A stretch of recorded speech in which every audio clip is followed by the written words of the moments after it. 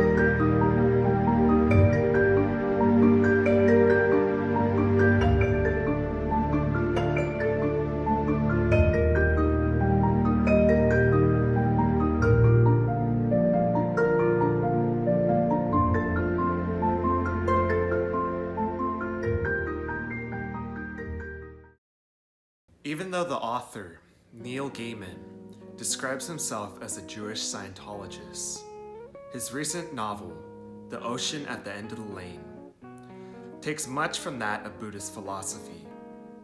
Neil Gaiman's new novel meditates on the ebb and flow of memory, power relations between adults and children, as well as interconnectedness and the nature of the universe.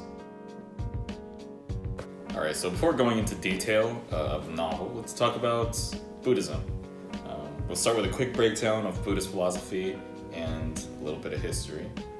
So Buddhism originated in Southeast Asia around 500 BCE, and it's based on the life and teachings of Siddhartha Gautama, or the Buddha. Siddhartha Gautama was born into a wealthy caste, and he lived his life in luxury.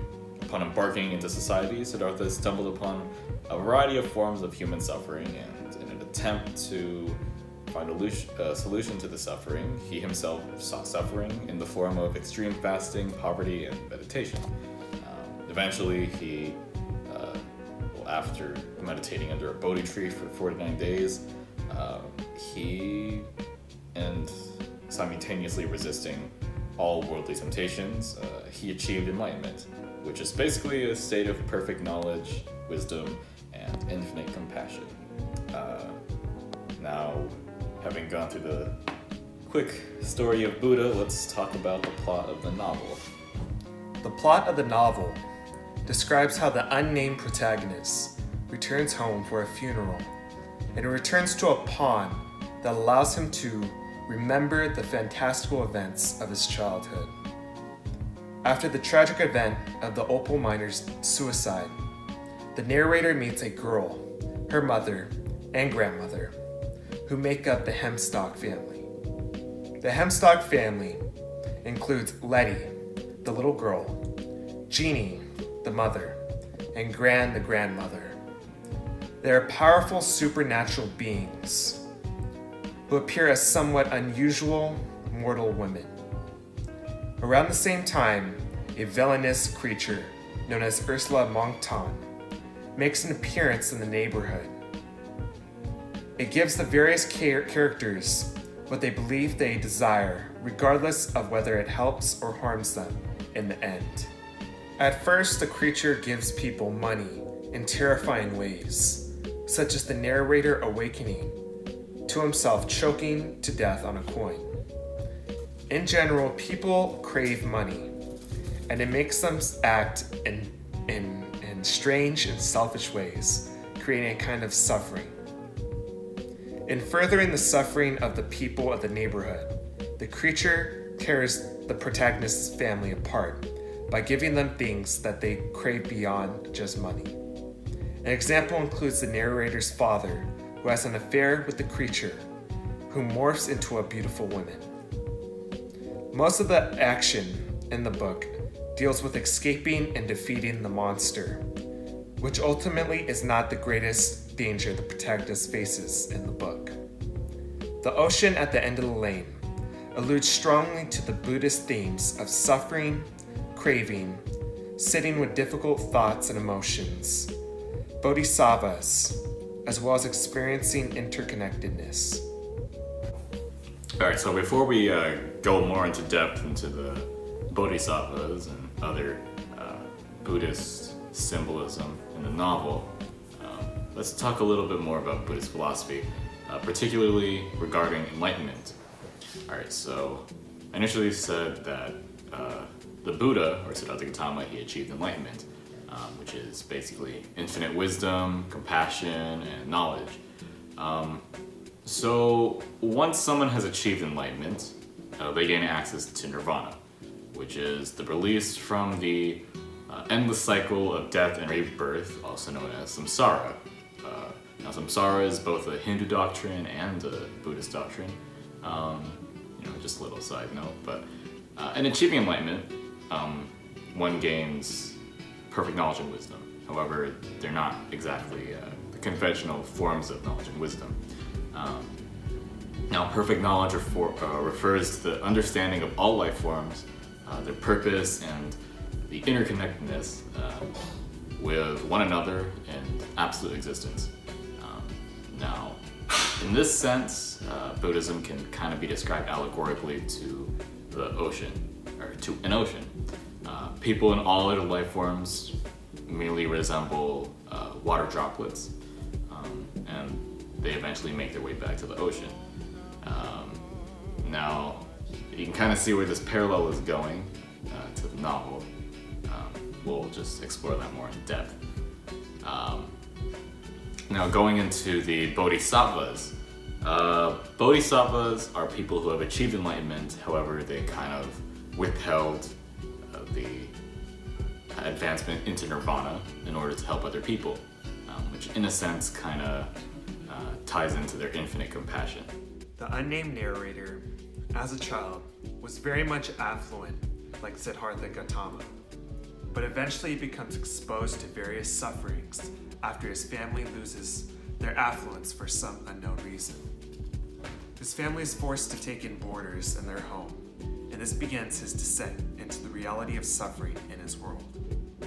The narrator is not accepted socially, as seen when no one comes to his 7th birthday party. And even though he receives a kitten from his father when his aunt dies, the kitten is killed by a taxi who is bringing one of the family's boarders, the opal miner. The narrator is revealed to the grave implications and realities of death, in both the deaths of his aunt and his beloved pet kitten. But the reality of death reaches a peak for the narrator in the suicide of the opal miner in the family car.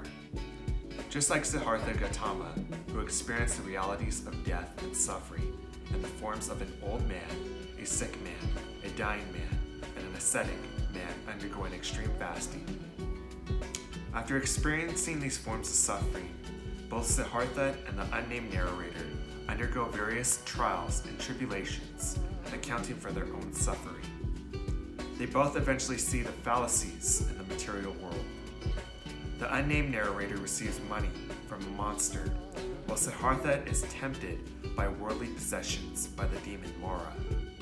The varmints and Ursula parallel the demon Mara, who tempted Siddhartha as he meditated under the Bodhi tree.